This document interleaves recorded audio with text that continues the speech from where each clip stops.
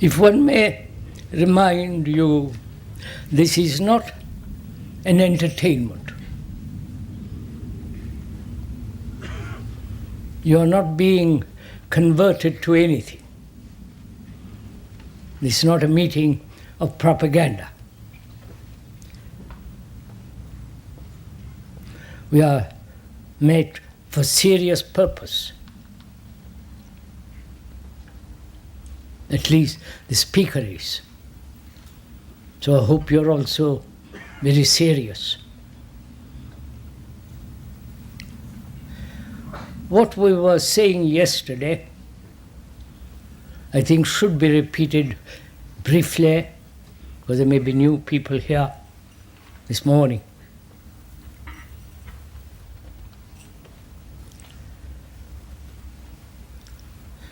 We were saying that self-awareness, being conscious of oneself, one's reactions, one's inward thoughts and ambitions, various forms of suffering, pleasure, and all the travail of human beings, to be aware of all that. Aware without any choice, just to be aware, without direction, without any kind of pressure, just to be conscious of all the inward and outward activities that are going on, especially the psychological activity of the human mind, that demands certain serious attention, not analysis, but pure observation, to observe without any choice, without any direction, without any sense of pressure, that needs quite a deep attention. And we are also saying that religion is the only factor that might bring all humanity together. East, west, north, south. But as religions are at present, in their very nature destructive, disruptive, divisive, based on belief, dogma, ritual, and tradition, hierarchical outlook, all that organized religion is not religion at all. It is a vast sense of superstition, desire playing a tremendous part in it, and so leading to a great deal of illusion. Religion can only come about through meditation, which we shall go into as we go along these 4 talks and answering questions. And we said too that if we could think together,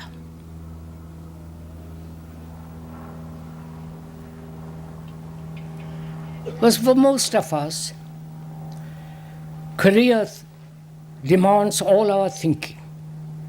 If you are an architect, engineer, scientist, and so on, all our thinking is directed in one particular direction. Our whole life depends on it. And so we are conditioned to one strata of thinking, or one form of thinking.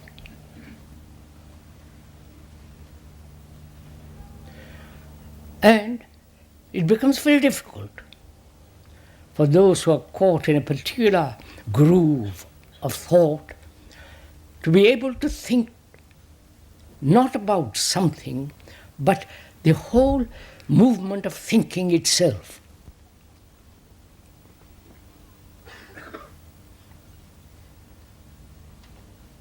That's what we were saying yesterday.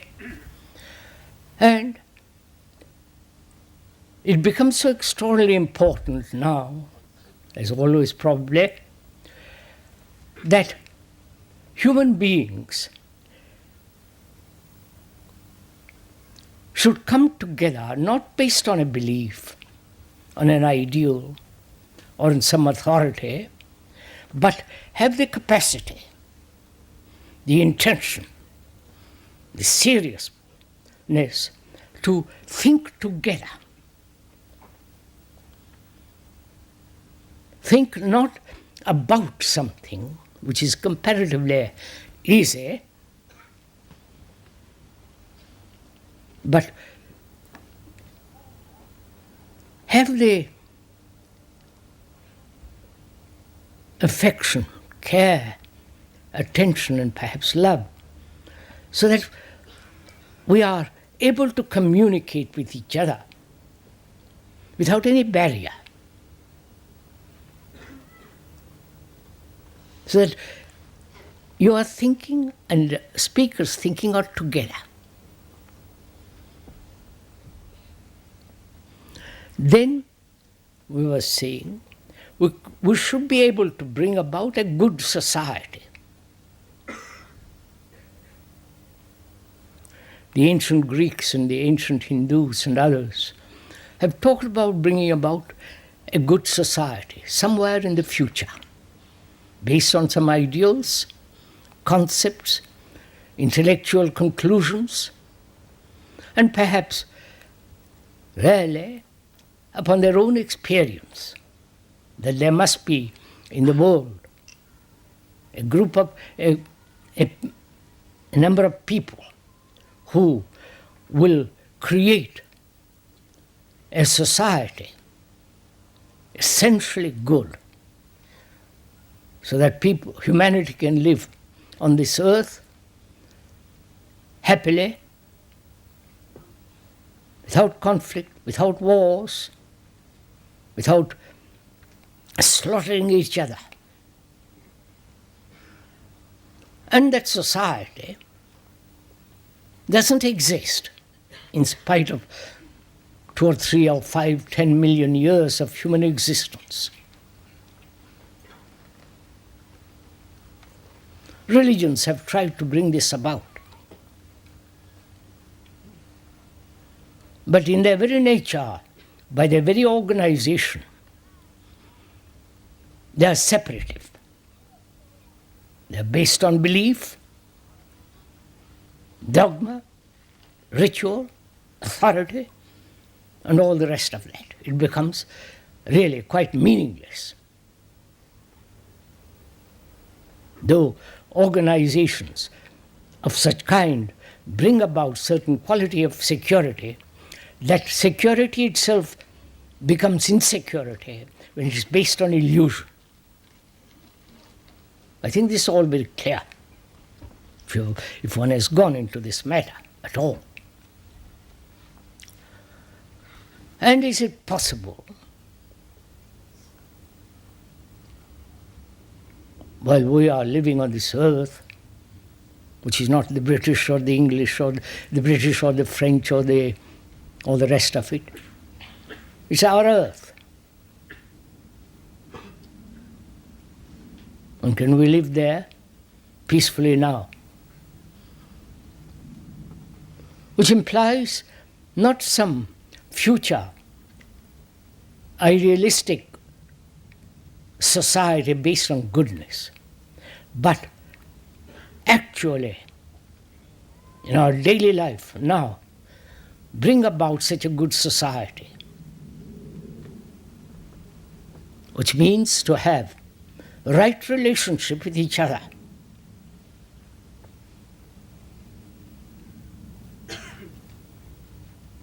A relationship not based on some past images put together by thought,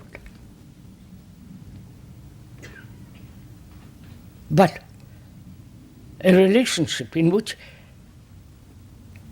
that which is actually happening in this relationship of reaction, to be aware of those reactions and not build out of those reactions various forms of images which prevent actual relationship with others, however intimate or impersonal.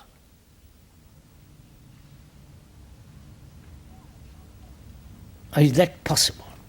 Which means, can the human mind, which has been so conditioned for millennia, can such a conditioned mind be aware of itself, know all the intricacies and the complexities and the reactions of the human mind based upon the senses, and becoming aware of itself bring about a deep transformation, a mutation in itself? That's the real problem. I hope we are communicating with each other. Or am I going too fast?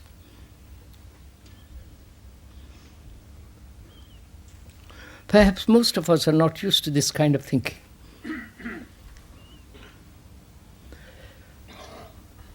Or this kind of explanation. Explanations are not actualities. Couldn't describe the mountain, but to be close to the mountain, see actually the beauty of it, the dignity of it, the majesty of it, is quite different from that of the description of that mountain. But most of us are satisfied sitting in our armchairs to be comforted or made feel romantic about the mountain through explanations, painting, and so on. But we are actually dealing not with the mountains, but with actual daily life of our life. Can that life, which is now a travail, great deal of effort, struggle, competition, brutality, terror, all the things that are going on in our daily life, can that be transformed? Not in some future idealistic, when the environment is completely changed to bring this about, which is impossible. The totalitarianists try this. Change the environment, and they say then the human mind can become transformed, which is being proved nonsensical. And also there are the others who say human mind, human conditioning, the condition of the human mind can never be changed. Must accept it, live with it, modify it, refine it, and make it much more pleasant. But what we are saying is quite the contrary of these two. That the human mind can be transformed.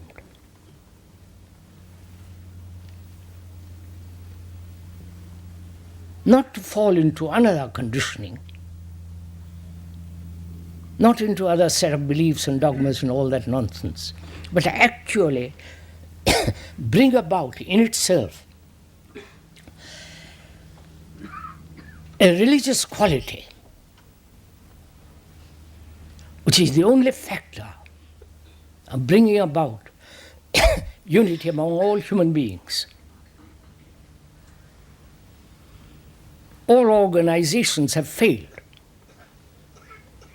And we never apparently see such organizations can never do this. But yet we are addicted to organizations, like drugs, like whiskey and so on. We think if we could organize, everything would be all right. Perhaps some of you have heard that story, which I have often repeated. There were two friends walking along the road. And as they were walking along, one of them picks up from the pavement and looks at it and says, and his whole face changes, lightens, delighted, and puts it in his pocket. And the other fellow says, "What have you got? Why are you so happy about it?" "Oh," he says, "I have picked up part of truth. It's so extraordinarily beautiful." And the other fellow says, "Now let's organize it."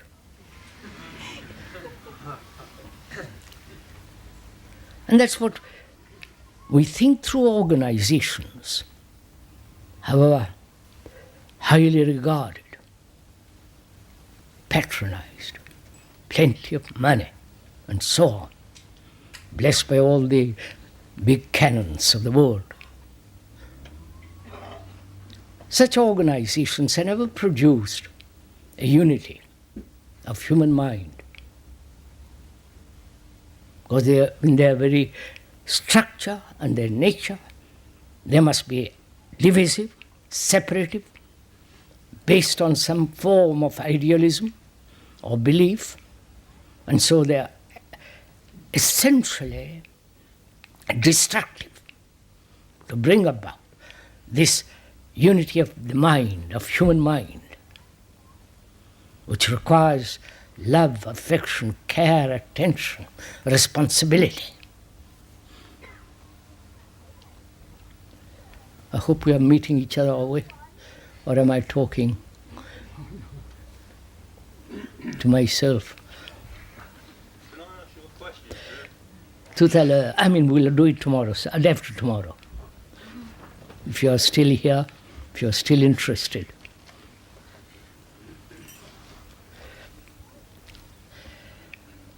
So our question is, and it's always been, can the human mind, human consciousness, with all its content, the grief, the sorrow, the anxiety, the loneliness, the sense of despair, the desire to fulfill, and frustration, a whole of human struggle, is that consciousness with its images of God, of all that.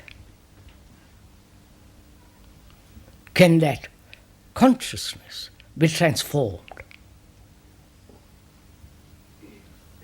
Otherwise, we'll always be separative. Please do pay attention a little bit. Separative, destructive, self-centered, perpetuating wars, and maintaining this everlasting division of nationalities, races, color, and all the rest of it. So if one is serious and deeply concerned with humanity, with man, with all his problems, economic, social, religious, and all that, can that mind be completely changed?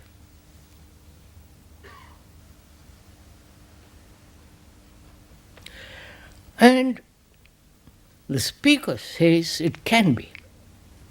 It must be.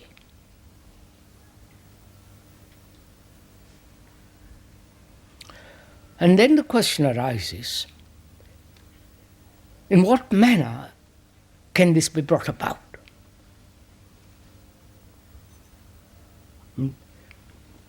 Does it demand discipline? All right, sir, we are communicating with each other. We are following, not verbally, not intellectually, but actually becoming aware of one's own conditioning, the number of beliefs, the experiences, dogma, the whole human existence.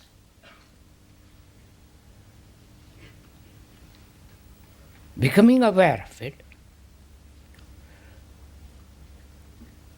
would you ask whether it is possible to transform this enormous past with all the knowledge it has acquired?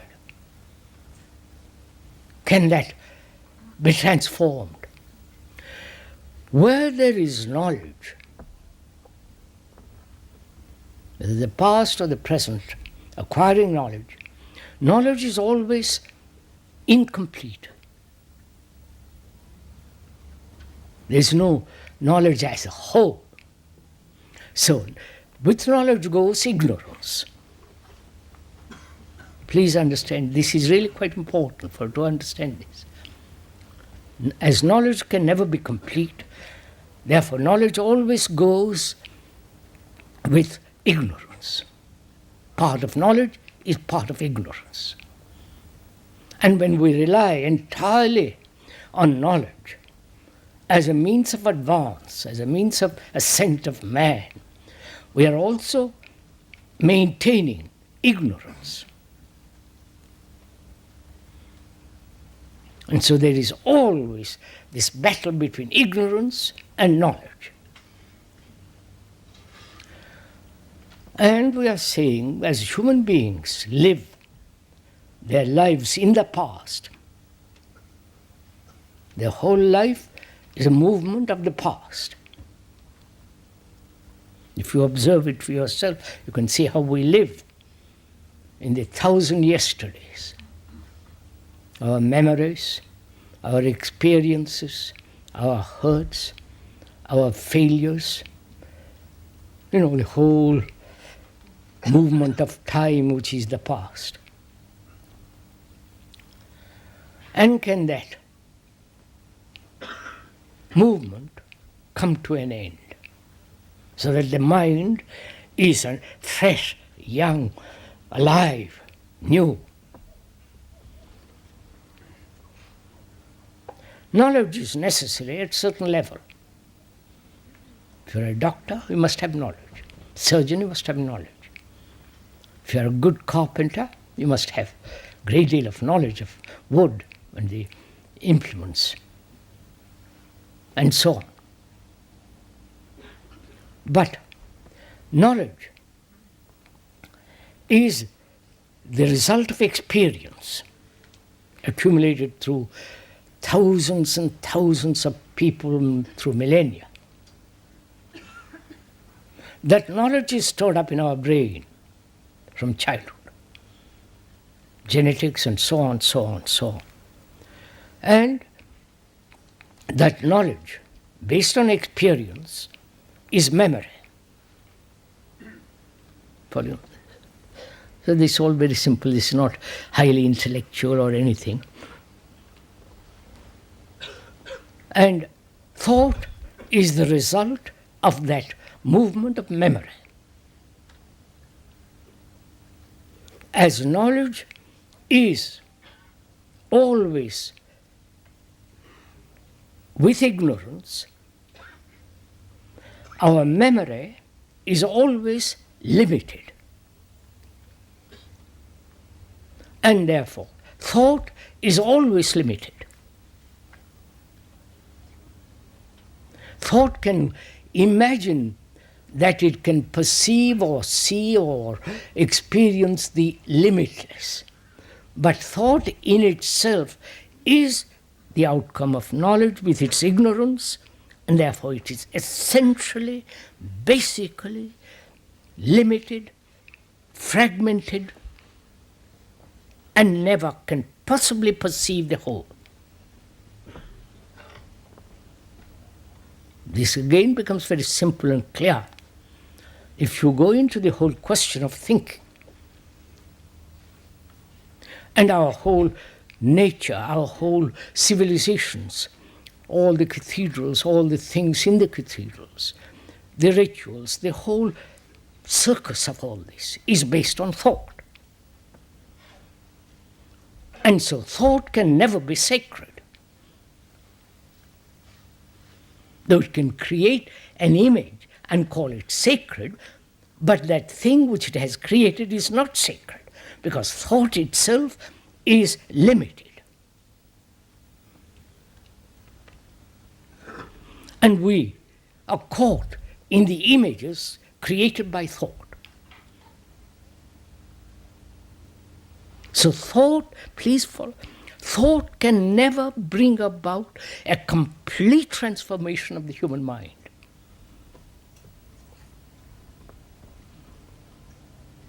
Right? Because all the things that thought has put together as consciousness, I don't know. Are you interested in all this? No? If you're not, sir, don't bother to listen. Because this is really very, very serious. You have taken the trouble to come here. Rather rotten weather. And so you want to find out what the other fellow, what the speaker is trying to tell. So you have to listen, you have to find out. And in the very finding it out, you test it. You don't accept anything the speaker says. Though he's sitting on a higher platform, he doesn't give me any authority. We are investigating into the whole nature of man and whether that can be transformed. Because the way we are living is terrible, destructive, meaningless. Going to the office every day or to the factory, from the moment you pass your school or examination or whatever it is, for the rest of your life. Going to the office, struggling. And so life becomes utterly meaningless. So we are saying, thought has created the most beautiful architecture, both in the East and in the West. And the things that have been put in it, in all the various churches, don't get angry, please. We are just describing this, the fact. Don't resist, don't just look at it, just listen. And if you don't want to listen, shut your ears. Or if you don't want to be impolite, quietly slip out.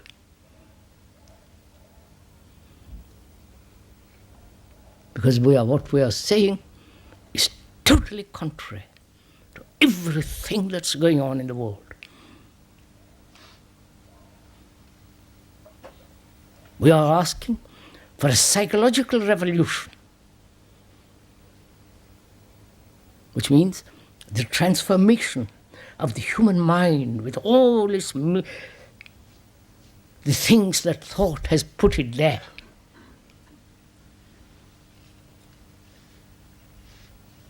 So we are saying that thought, do what it will, because in itself it is partial, limited, narrow, based on knowledge, and knowledge goes with ignorance. Therefore, thought, whatever it does, may write the most beautiful, romantic, heaven, theories of God, theories of what society should be, and so on.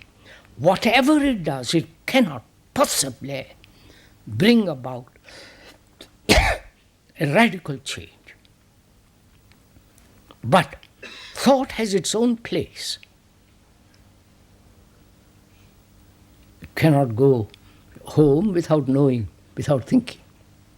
If you're in total amnesia, you'll be lost. So thought has its right place. But thought cannot bring this change. If you once see that and grant it, even intellectually, then what is one to do? You understand my question?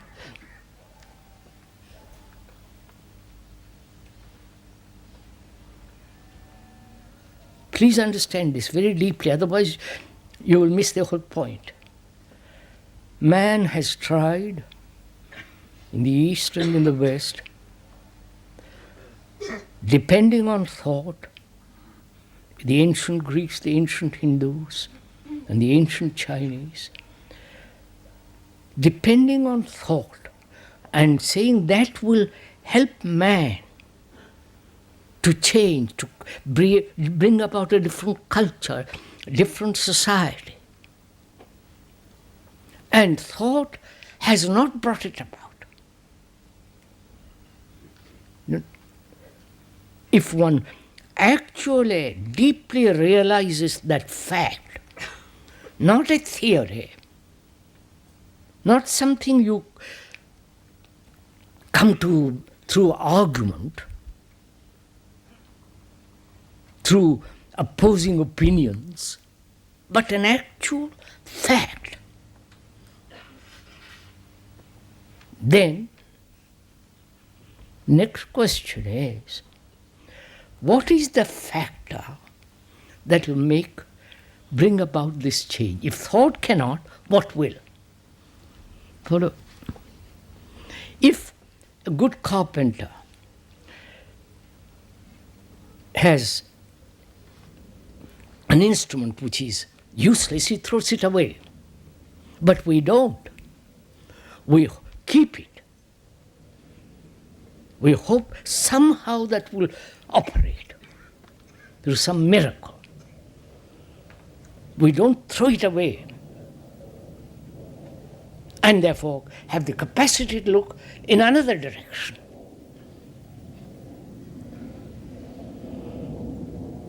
Because we are frightened that if thought is not the solution for all our problems, including political, religious, economic, if thought is not the solution, and if you say, all right, I'll put thought aside, because thought has its place, then our minds are free of the useless instrument, which has its own place, then it has a capacity to look in other directions.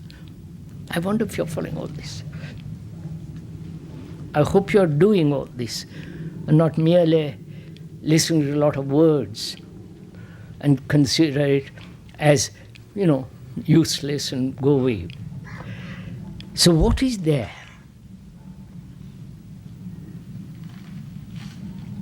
If thought is not the instrument of right action, then what is right action? What is the instrument? Right? Are we together in all this?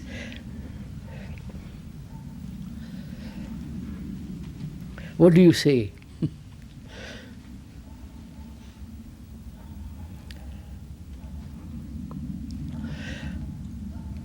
Our senses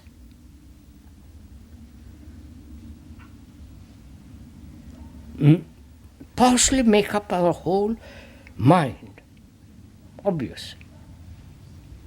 But we use our senses partially, right? One or two senses, highly awakened, highly developed, The others are dormant. Right? And is it possible to observe with all our senses, not with one or two senses, with all the senses highly observant? Do you understand the question?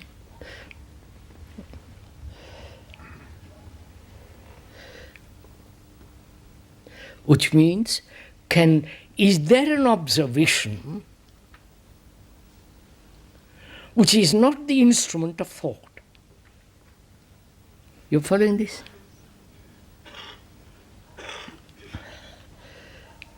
May I go on with it? Not for your entertainment, but you are doing it with the speaker. We are doing it together. Which means you are doing it together with care, with attention, with affection, with love, together. Otherwise, it's meaningless. You accept a lot of words and go away. Just be ashes in your hands. So, is there an observation, not partial, but with all the senses observe?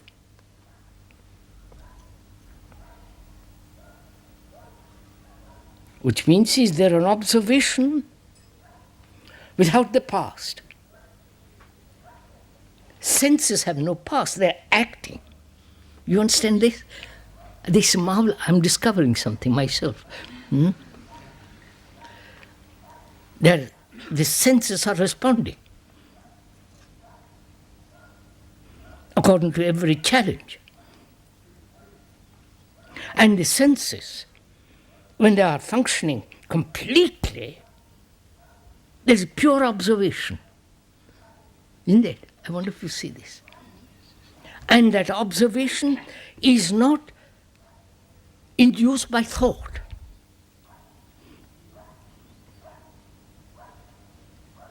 Right? In that observation, there is no center from which to observe. There is only observation, pure and simple, without all the pressure and the volume of the past. Right? Which implies that one has to go into this whole question of discipline, because we're used to that.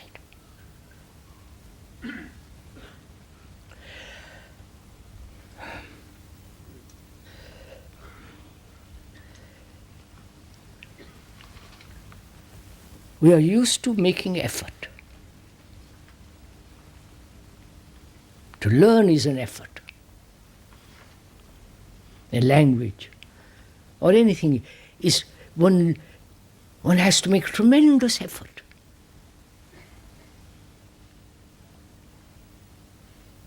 And is there a possibility of living? Please listen to this. Is there a possibility of living without a single shadow of effort? Ask yourself, please, find out the answer. Because we have made effort in every direction. And we have not brought about a good society where people can live happily. Without fear, without terror, without uncertainty for all that's going on in the present world. And we say through organization, making an effort to create an organization will solve that. So we are questioning the whole movement of effort. Effort to reach God, if there is a God.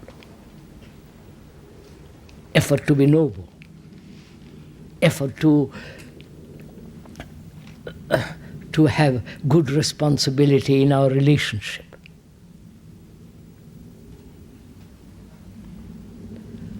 And so, effort implies the action of will. You following? Will is desire.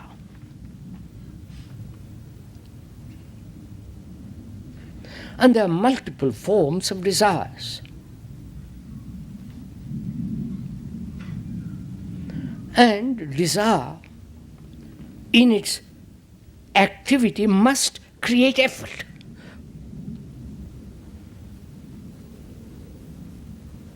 If I want a good suit, I must make an effort. If I want to be good, quotes, I must make an effort to be good. If I want to reach God, we won't discuss God, but I must fast, be a celibate, take vows, burn in myself, struggle. Great efforts to reach the ideal, the highest principle. We are questioning that effort.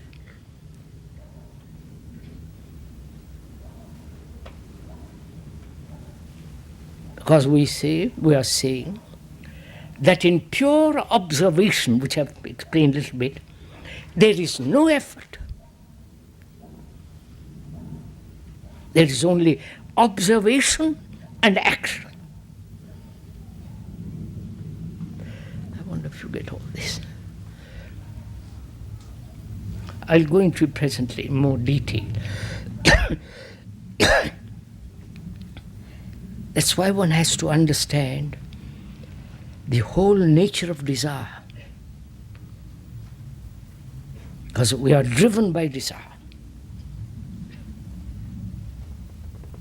Whether sexual, whether ambitious, all the rest of it. Desire becomes the basis of our existence.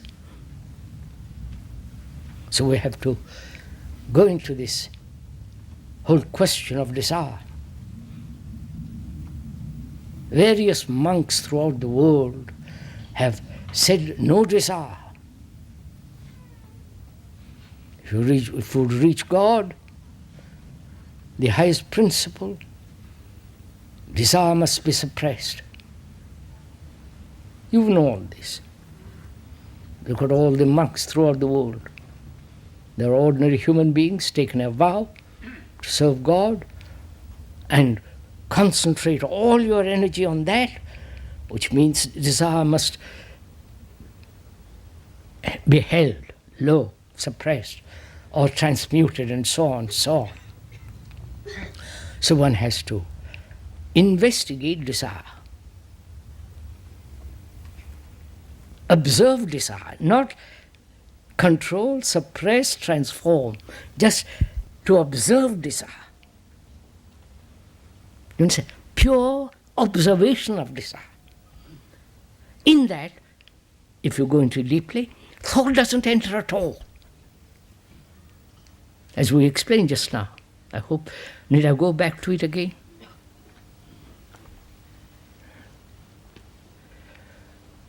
So we are saying, as one of the major factors of life is desire, one has to understand what is desire. How does it dominate our lives? Why? Whether it's desire for heaven or illumination, whether it is desire for a house, all the rest, desire. How does it come into being?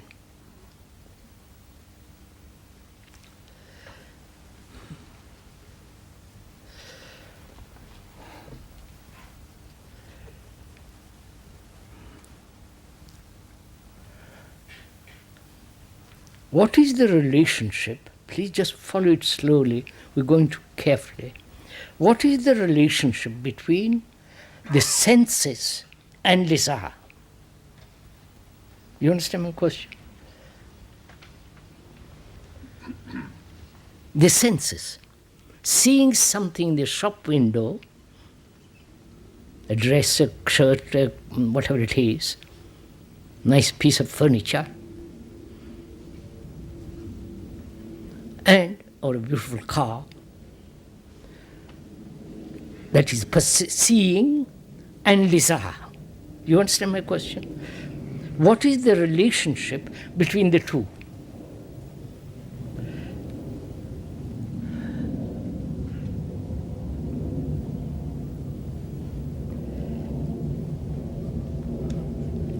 How would you find out? Read a book? Go to a psychologist? A professor? A guru? A man who will sell this, it is so? How will you find out? Because we are so dependent on others' explanation. Right? We want to be told. The speaker refuses to be told. By the books, by the professors, by all the hierarchical beings in knowledge. So how is one to find out? If you discard all that, you are left with yourself.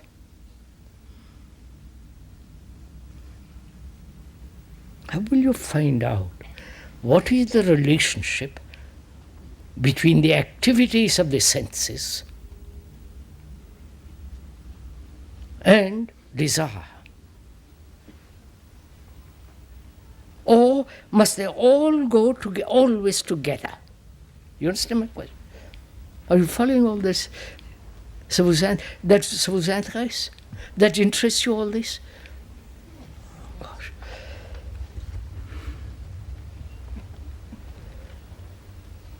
Please bear in mind, if you don't mind, that we are not converting you to anything,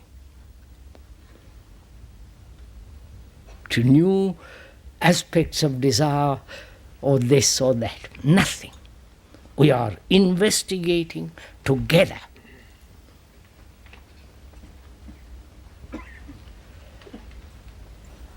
If you observe very closely the movement of desire, you see something in the window, a dress, a shirt, a trouser, whatever it is.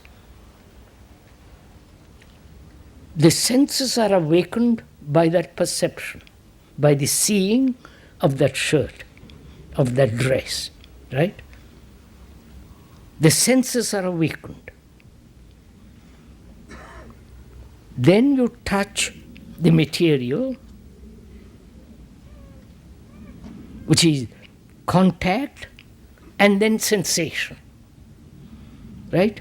Please follow this step by step. Seeing, contact, sensation. Right? Then observe it closely, you will see it for yourself. Then thought comes and makes an image which says, how nice it would be for me to have that blue shirt on. Right? So, when thought makes the image of you having that robe, that dress, and creating the image, you in that dress, and how nice you look, then desire begins. You follow this? I wonder if you follow. Do please. It's very interesting if you go into it very deeply. Seeing, contact, sensation. That's perfectly normal. It is so.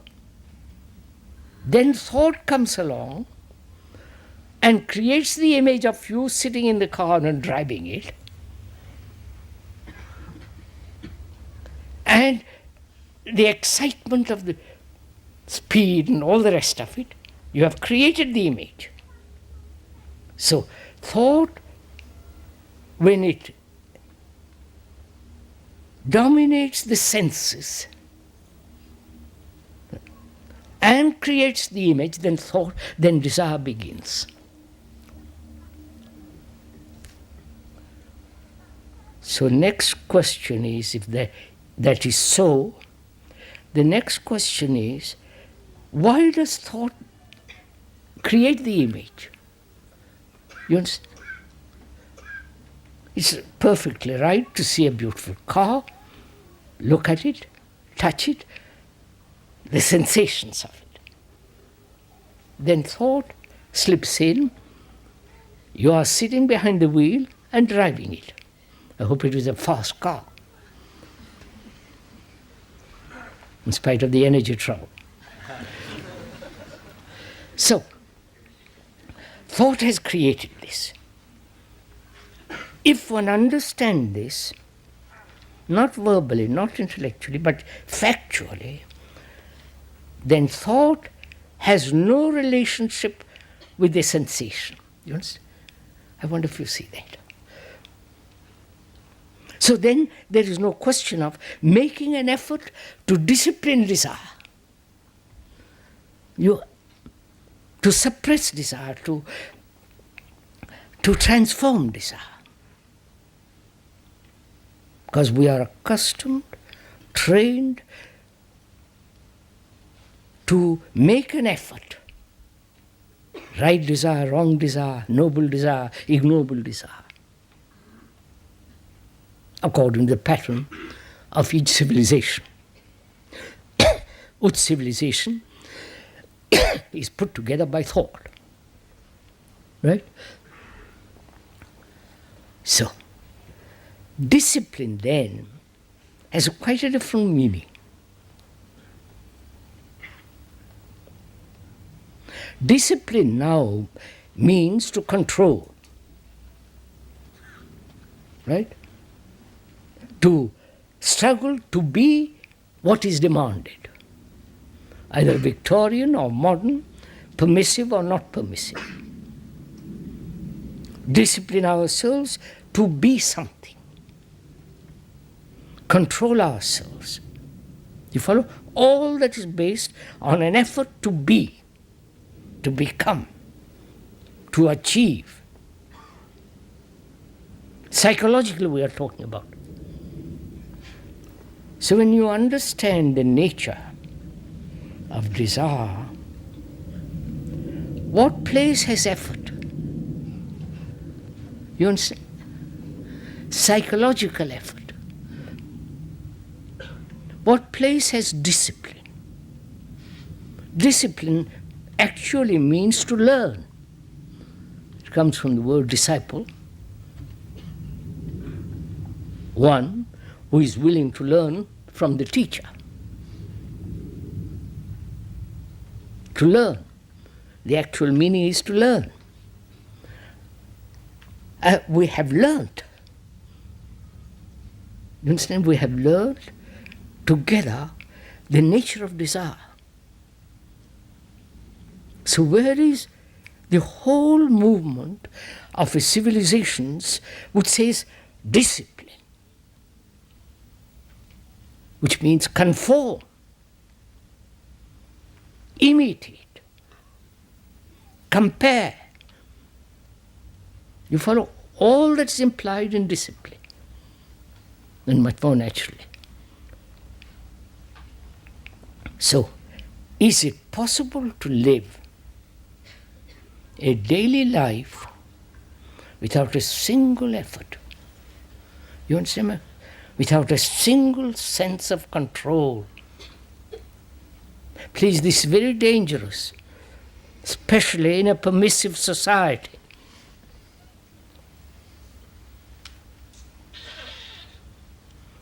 We are not advocating permissiveness or the opposite of it. We are examining the whole structure of human mind, which has been trained to control, and the reaction is, let go. Do what you want. Do the thing you want. On the contrary, we are saying, understand, look, observe. Be aware of your whole existence, not just one part of it. Be permissive when you are 20. But from the beginning of life to the end, look at it.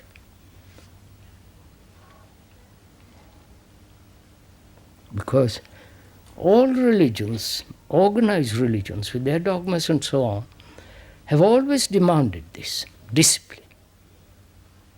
To serve God, discipline. Make effort. You can't love with effort. Can you? Thought can make an effort and says, I will try to love. But it's not love. It is still the movement of thought based upon knowledge, with its ignorance, and so thought can never have that quality of love which is whole.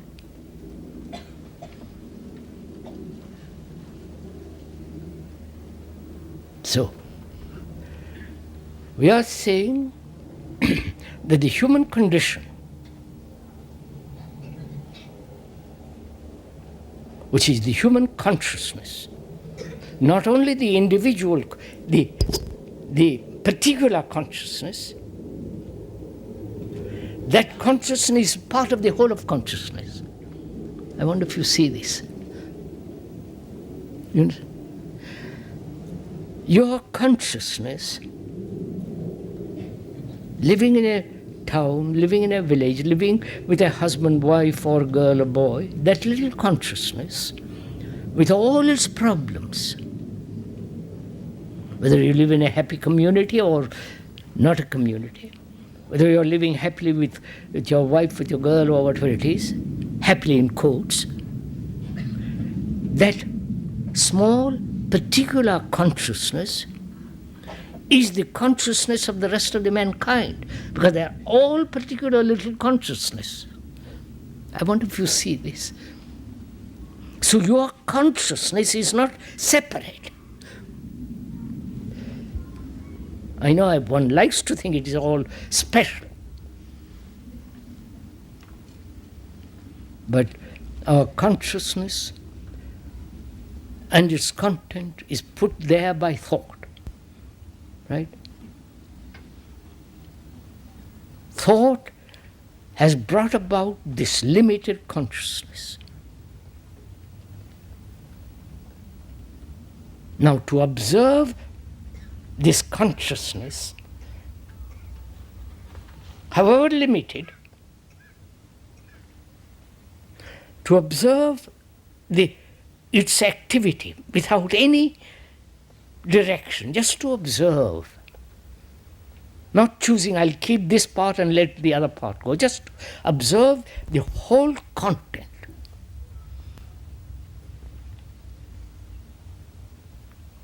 When you so observe, which means there is no observer who is the past, then that consciousness has no center. I wonder if you see this. Our consciousness now is self-centered, right? Me and my activities, me and my problems, me and my job, me and my wife, me and my other wife, other girl, me and so on, so on, so on. This consciousness is the movement of thought. Thought has put in this consciousness various activities, belief, dogma, rituals on the one hand, all that's going on called religion, and the business activity, the activity of personal relationship, grief, sorrow, pain, anxiety, guilt, all that. All that is our consciousness. And that consciousness is the consciousness of those people living in Russia, or India, or China, or America. So, if one realizes this, that we are part of the whole of humanity, not English, British, all that kind of goes away, then we become extraordinarily responsible. Not to my little family, but to all human beings. You understand? After all, that is love, isn't it? To feel totally responsible for my children who must be educated rightly, not be conditioned to particular form of British outlook or French outlook, or the Russian or whatever it is, educated so that they become religious human beings. Because in that religion there is unity, which is not to be organized. And right education implies that sense of freedom from fear, from this terrible anxiety to fulfill, and so on. This is not the moment to go into all the right education. So when one feels that one is representative of all humanity, then you become extraordinarily responsible to the whole of mankind. Therefore there will be no wars. You don't see all this. There will be no nationalities. That is actual, you understand? This is not a theory. But when you feel that your consciousness is the rest of the mankind, because they suffer in India as well as you do here, in America, and so on, so on. So our consciousness is the consciousness of mankind. And in the freeing of that consciousness of its content, we have responsibility to the whole. And that is essentially the nature of love and compassion.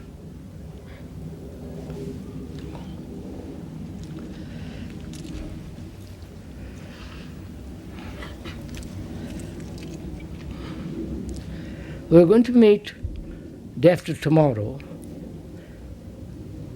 Instead of having dialogues or discussions, which we have tried all over the world at different times, we thought it would be a good idea to have questions. There'll be whatever question you want to ask.